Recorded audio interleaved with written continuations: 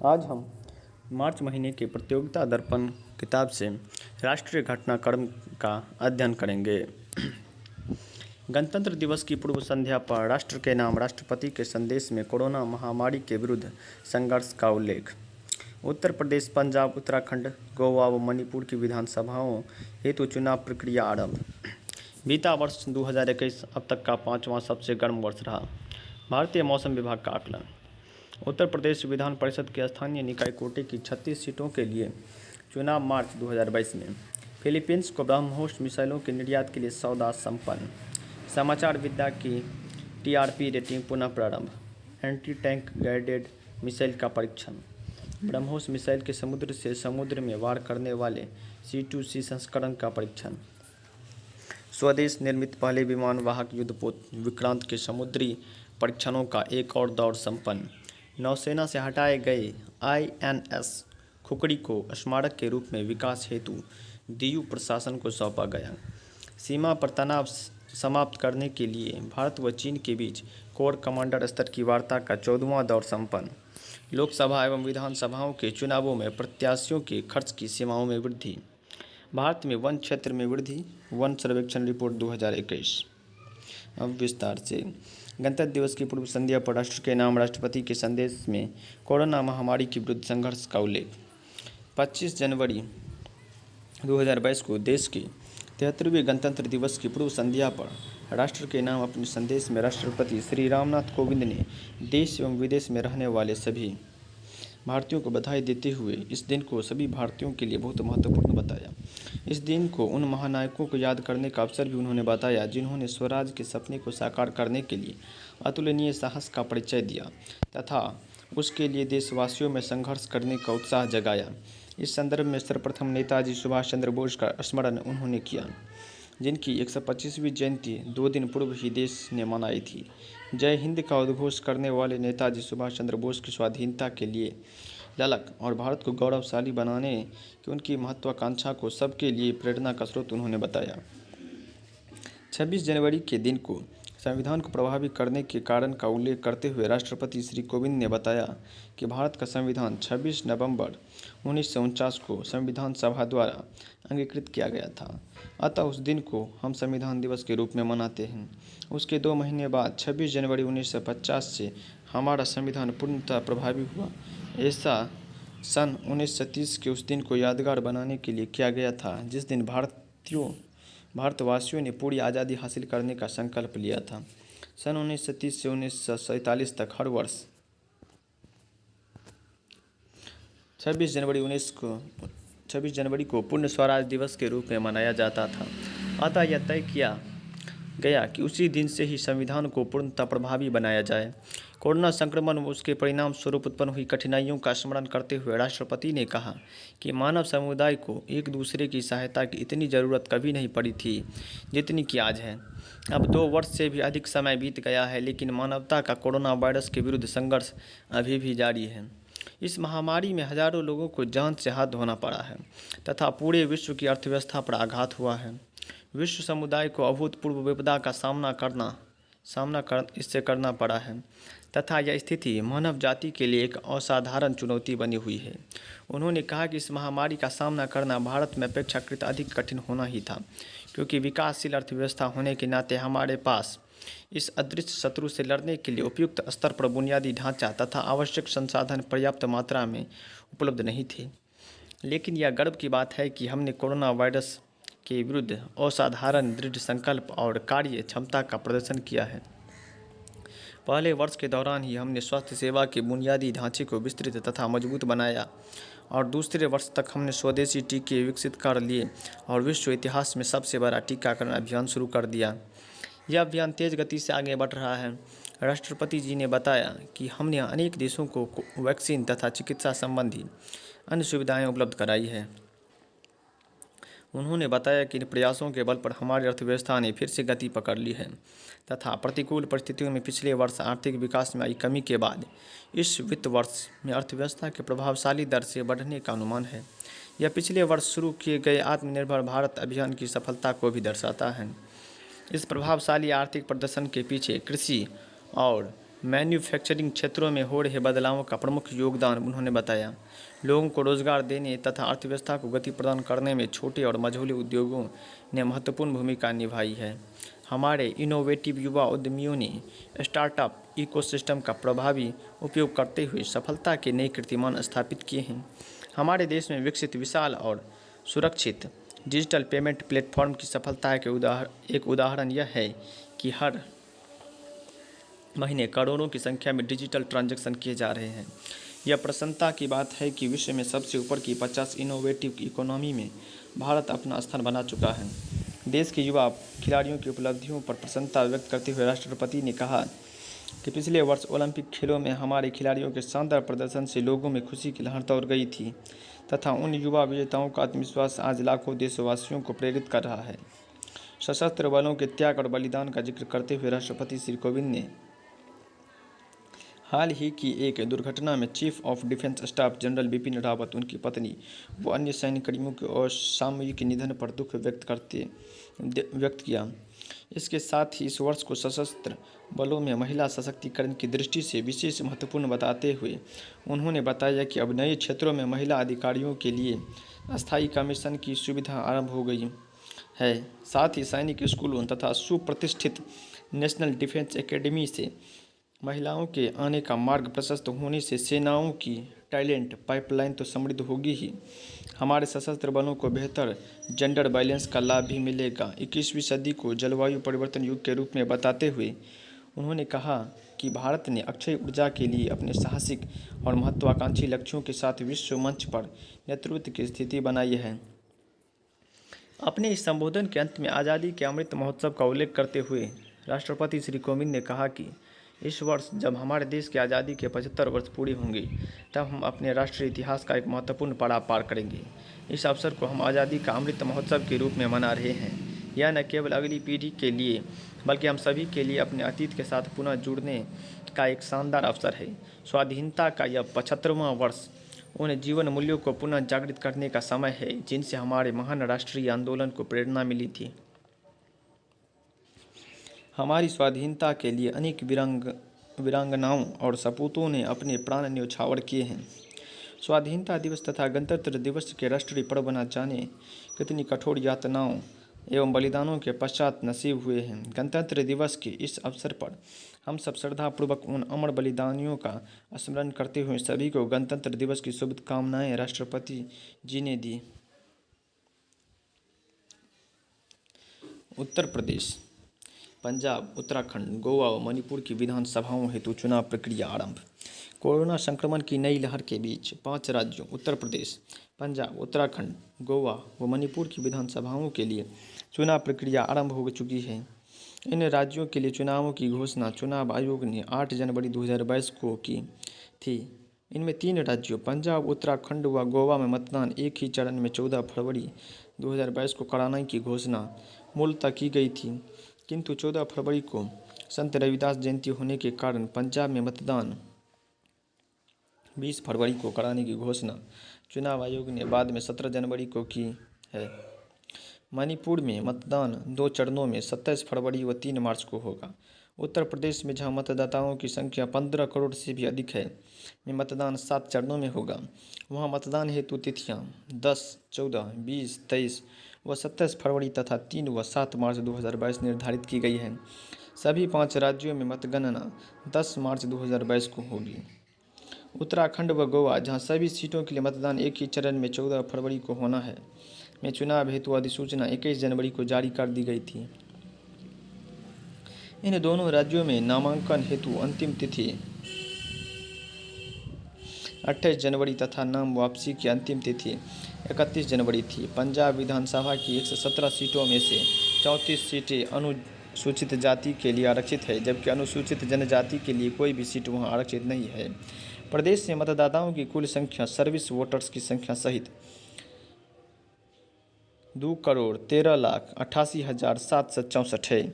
उत्तराखंड विधानसभा की 70 सीटों में से 13 सीटें अनुसूचित जनजाति के लिए व 2 सीटें अनुसूचित जनजाति के लिए आरक्षित है। वहाँ मतदाताओं की कुल संख्या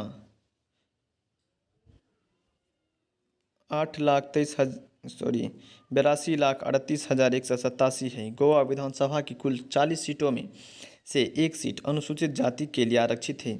वहाँ भी अनुसूचित जनजाति के लिए कोई सीट आरक्षित नहीं है।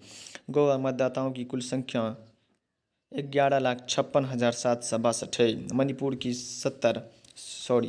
की 60 सदस्यीय विधानसभा में 38 सीटों के लिए मतदान 27 फरवरी को तथा 22 सीटों के लिए मतदान 3 मार्च को होगा। मणिपुर विधानसभा की 60 सीटों में से एक सीट अनुसूचित जाति के लिए तथा 19 सीटें अनुसूचित जनजाति के लिए आरक्षित है। वहाँ मतदाताओं की कुल संख्या 20,56,901 है।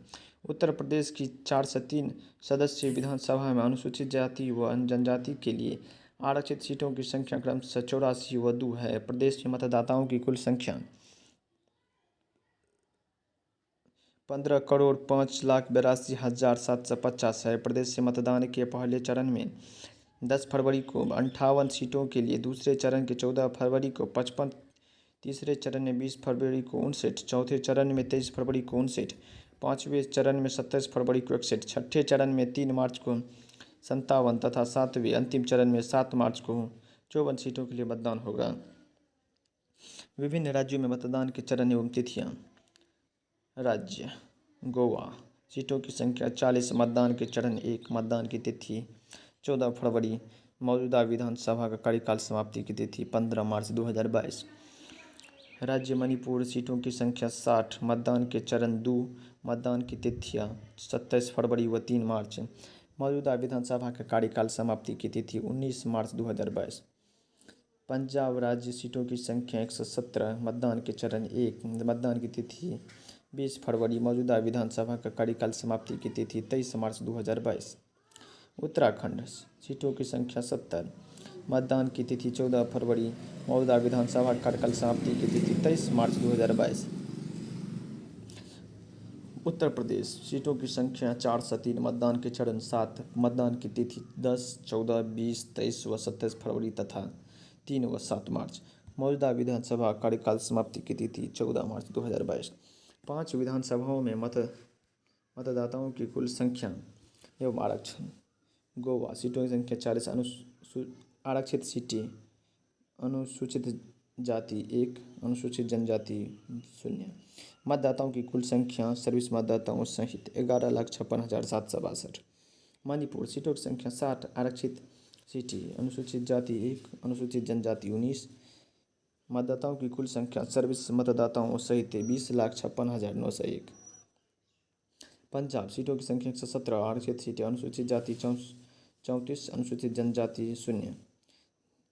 मतदाताओं की कुल संख्या सर्विस मतदाताओं सहित 2,13,88,764।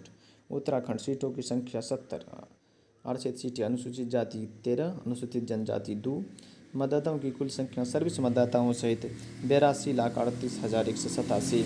उत्तर प्रदेश, सीटों की संख्या 4 से 3, आरक्षित सीटें अनुसूचित जाति 84, अनुसूचित जनजाति 2। मतदाताओं की कुल संख्या सर्विस मतदाताओं सहित 15,05,82,750। चुनाव में प्रत्याशियों द्वारा किए जाने वाले व्यय की नई अधिकतम सीमाओं के तहत उत्तर प्रदेश, उत्तराखंड व पंजाब में प्रत्याशी अधिकतम ₹40-40 लाख चुनाव में खर्च कर सकेंगे, जबकि गोवा व मणिपुर में यह सीमा 28-28 लाख निर्धारित की गई है। कोविड महामारी की नई लहर को देखते हुए व्यापक कदम चुनाव आयोग द्वारा इन चुनावों के लिए उठाए गए हैं। मतदान के लिए समय को 1 घंटा बढ़ा दिया गया है। प्रत्येक मतदान केंद्र पर मतदाताओं की अधिकतम संख्या को 1500 से घटाकर 1250 किया गया है तथा 80 वर्ष से अधिक उम्र के बुजुर्गों व कोरोना संक्रमितों को घर बैठे मतदान की सुविधा दी गई है। प्रत्याशियों को भी अपने नामांकन दायर करने के लिए ऑनलाइन नामांकन की सुविधा दी गई है। राष्ट्रीय व राज्य स्तरीय राजनीतिक दलों के लिए स्टार प्रचारकों की सीमा 40 से घटाकर 30 जहाँ की गई है। गैर मान्यता प्राप्त राजनीतिक दलों के लिए यह संख्या 20 से घटाकर 15 की गई है। चुनाव कार्यक्रम की घोषणा के साथ ही इन 5 राज्यों में आदर्श चुनाव संहिता लागू हो गई है। उत्तर प्रदेश विधान परिषद के स्थानीय निकाय कोटे की 36 सीटों के लिए चुनाव 22 मार्च 2022 में। उत्तर प्रदेश विधानसभा के लिए चुनाव प्रक्रिया जनवरी 2022 में शुरू हो चुकी है तथा इसके लिए मतदान वहाँ 7 चरणों में 10, 14, 20, 23 व 27 फरवरी तथा 3 व 7 मार्च 2022 को होना है। इसी बीच 100 सदस्यीय विधान परिषद के स्थानीय निकाय कोटे से भरी जाने वाली 36 सीटों के लिए है। इस सीटों का पिछला चुनाव 2016 में हुआ था। उस समय प्रदेश में सपा की सरकार थी, जिसमें सपा ने 31 सीटें जीतकर विधान परिषद में बहुमत हासिल कर लिया था। सपा ने 8 सीटों पर निर्विरोध जीत दर्ज की थी। 2 सीटों पर बसपा ने निर्विरोध विजय प्राप्त की थी। फिलीपींस को ब्रह्मोस मिसाइलों के निर्यात के लिए सौदा संपन्न। रक्षा निर्यातों को बढ़ावा देने की भारत सरकार की नीति को एक बड़ी सफलता जनवरी 2022 में उस समय प्राप्त हुई जब देश में निर्मित ब्रह्मोस मिसाइलों के निर्यात के लिए एक ऑर्डर जनवरी 2022 में प्राप्त किया गया। ऐसा पहला निर्यात फिलीपींस बीता वर्ष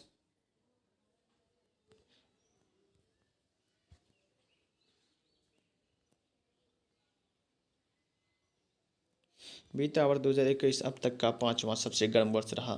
भारतीय मौसम विभाग का आकलन। भारतीय मौसम विभाग इंडियन मेटेओरोलॉजिकल डिपार्टमेंट (IMD) के अनुसार बीता वर्ष 2021 1901 के पश्चात अब तक का 5वां सबसे गर्म वर्ष रहा।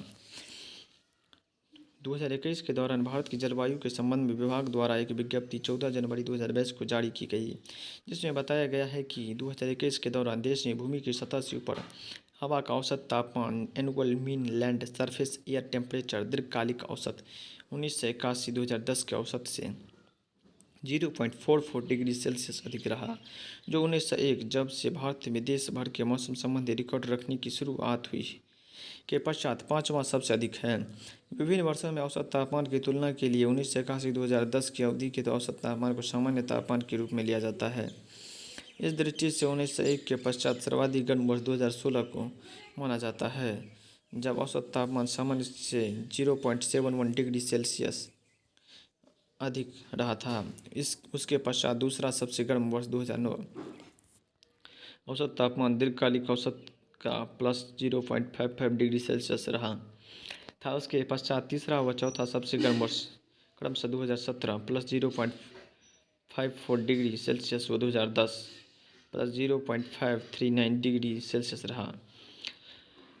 इस मामले में 5वां स्थान 2021 का रहा, जब भूमि की सतह के ऊपर हवा का औसत तापमान दीर्घकालिक औसत तापमान से 0.44 डिग्री सेल्सियस अधिक था। मौसम विज्ञान की विज्ञप्ति के अनुसार 1901 के पश्चात सर्वाधिक गर्म 15 वर्षों में से 12 वर्ष 2006 से 2020 के दौरान ही रहे।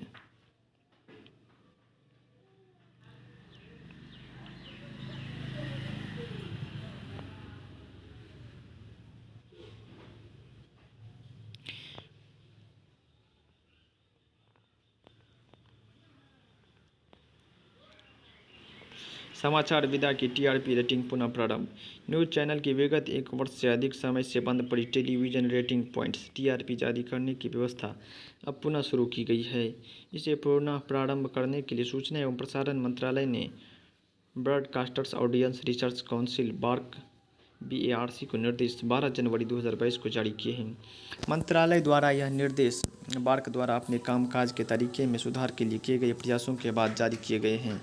TRP को लेकर अक्टूबर 2020 में उठे विवाद के कारण इस पर रोक लगा दी गई थी। सूचना और प्रसारण मंत्रालय की 12 जनवरी 2022 की विज्ञप्ति में कहा गया है कि बार्क, जिसमें प्रसारकों, विज्ञापनदाताओं, विज्ञापन एजेंसियों व मीडिया एजेंसियों के प्रतिनिधि भी शामिल रहते हैं, ने कहा था कि TRP समिति की रिपोर्ट तथा ट्राई की 28 अप्रैल 2020 की संस्तुतियों के अनुरूप इसने अपनी प्रक्रियाओं, प्रोटोकॉल व निगरानी व्यवस्था में संशोधन किए हैं तथा नियमन के स्वरूप आदि में परिवर्तन शुरू किया है। इन बातों को ध्यान में रखते हुए सूचना और प्रसारण मंत्रालय ने बार्क को तत्काल प्रभाव से समाचार रेटिंग जारी करने के निर्देश जनवरी 2022 में दिए हैं। एंटी टैंक गाइडेड मिसाइल का परीक्षण। रक्षा अनुसंधान एवं विकास संगठन DRDO ने देश में ही विकसित कम वजन वाली मानव संचालित anti tank guided missile man portable anti tank guided missile MPATGM का एक परीक्षण 11 जनवरी 2022 को किया। इस परीक्षण के तहत मिसाइल निर्धारित लक्ष्य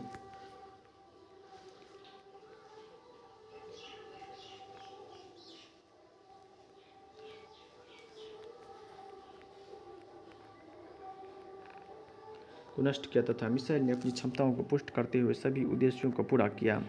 रक्षा मंत्रालय की 11 जनवरी 2022 की विज्ञप्ति के अनुसार कम वजन वाली यह फायर एंड फॉरगेट मिसाइल है, जिसका प्रक्षेपण मैन पोर्टेबल लॉन्चर से किया जा सकता है।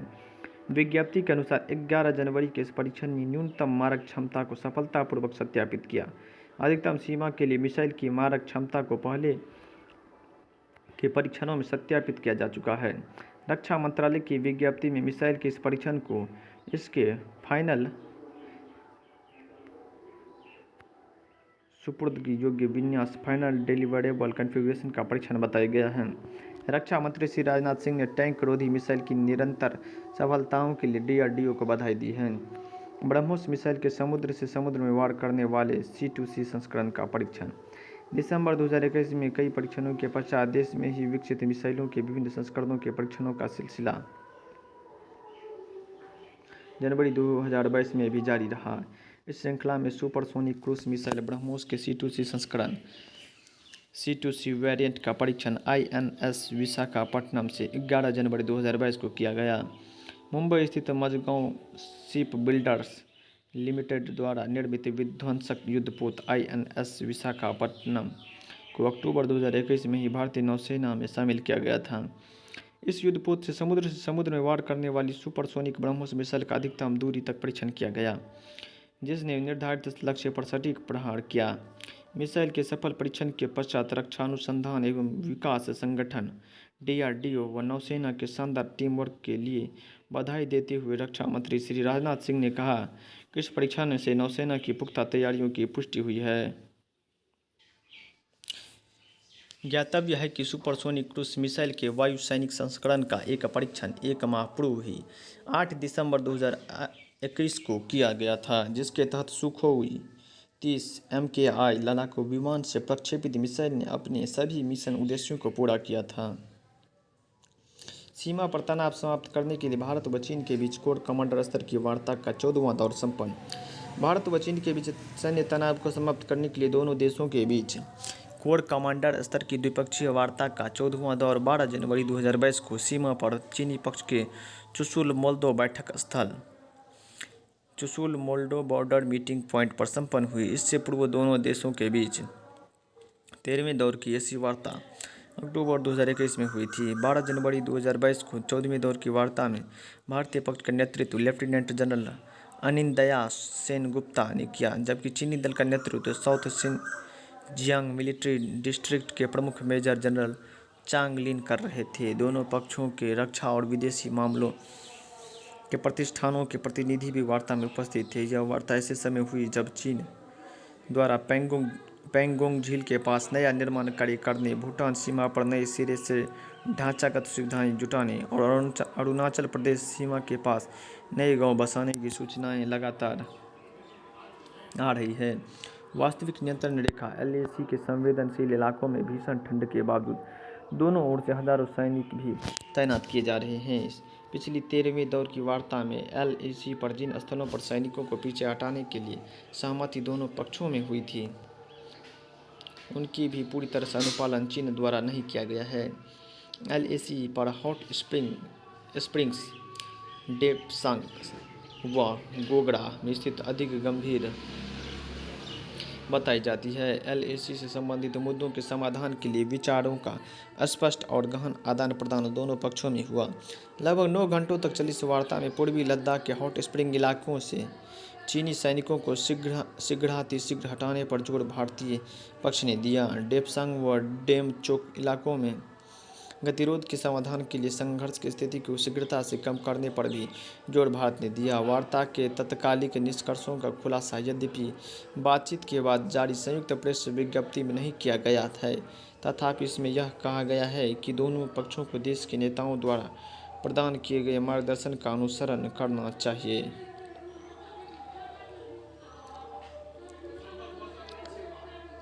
स्वदेश निर्मित पहले विमान वाहक युद्धपोत विक्रांत के समुद्री परीक्षणों का एक और दौर संपन्न। अगस्त 2022 में नौसेना में शामिल किए जाने की संभावना। भारत के पहले स्वदेशी विमान वाहक युद्धपोत विक्रांत के तीसरे दौर के समुद्री परीक्षण 9 से 17 जनवरी 2022 को संपन्न हुए हैं। लगभग 45,000 टन विस्थापन क्षमता के इस युद्धपोत के ताज़ा परीक्षण समुद्र में जटिल युद्धाभ्यास के लिए थे। बड़ी पोत प्रणालियों का संचालन और परीक्षण इस दौर में किया गया तथा साथ ही पोत पर लगे विभिन्न उपकरणों का प्रशिक्षण भी दिया गया। कोचिन शिपयार्ड द्वारा निर्मित इस विमान वाहक युद्धपोत के 20 परीक्षण दिसंबर 2020 में पूरे हुए थे, जिसके पश्चात इसके 5 दिवसीय पहले समुद्री परीक्षण अगस्त 2021 में संपन्न किए गए थे। बाद में इसके 10 दिन के समुद्री परीक्षणों का एक और दौर अक्टूबर 2021 में संपन्न किया गया था। देश में ही बने इस सबसे बड़े युद्धपोत को अगस्त 2022 में नौसेना में शामिल करने की योजना है। नौसेना को सौंपे जाने के लिए तैयारियों के अंतिम दौर से गुजर रहे इस युद्धपोत का अवलोकन राष्ट्रपति श्री रामनाथ कोविंद ने 23 दिसंबर 2021 को तथा उपराष्ट्रपति एम वेंकैया नायडू ने 2 जनवरी 2022 को किया था। नौसेना से हटाए गए INS खुखरी को स्मारक के रूप में विकास हेतु DU प्रशासन को सौंपा गया। 1989 से 2021 के दौरान 32 वर्षों तक भारतीय नौसेना की सेवा में रहे INS खुखरी, जिसे 23 दिसंबर 2021 को विशाखापट्टनम में आयोजित एक सरकारी समारोह में परंपरागत तरीके से सूर्यास्त के समय राष्ट्रीय ध्वज, नौसैनिक पताका व डिकमिशनिंग पताका उतारकर पूर्वी कमान के commander in chief vice admiral Vishwajit Dasgupta की उपस्थिति में ससम्मान नौसेना से सेवा मुक्त किया गया था। को 26 जनवरी 2022 को DU स्थित खुखरी स्मारक को सौंप दिया गया है, जहां पुराने खुखरी युद्धपोत का एक छोटा मॉडल भव्यता के साथ प्रदर्शित किया गया है। नौसेना से हटाए जाने के पश्चात खुखरी को अन्य युद्धपोतों की मदद से टो करते हुए DU पहुंचाया गया। 14 जनवरी 2022 को DU पहुंचे खुखरी की विशाखापट्टनम से DU तक की यात्रा इस पोत की अंतिम यात्रा थी। 26 जनवरी 2022 को देश के 73वें गणतंत्र दिवस के अवसर पर इसे DU प्रशासन को सौंप दिया गया, जो एक स्मारक के रूप में इसका विकास करेगा। INS खुखरी की स्मृति में एक स्मारक पहले ही DU में बनाया गया है। ज्ञातव्य है कि INS खुखरी नाम का एक युद्धपोत 1971 के भारत पाकिस्तान युद्ध में पाकिस्तानी पनडुब्बी के एक तारपीडो हमले में DU के निकट समुद्र में डूब गया था। INS खुखरी समुद्र में डूबने वाला भारतीय नौसेना का अकेला युद्धपोत है। डूबते हुए उस युद्धपोत की डेक पर खड़े रहते हुए ही समुद्र में जा समाये कप्तान महेंद्र नाथ मुल्ला को मरणोपरांत महावीर चक्र से सम्मानित किया गया था। उस डूबे युद्धपोत के नाम पर ही एक अन्य युद्धपोत का नामकरण INS खुखरी 1989 में किया गया था, जिसे 32 वर्ष की सेवा के पश्चात 23 दिसंबर 2021 को नौसेना से सेवा मुक्त किया गया है।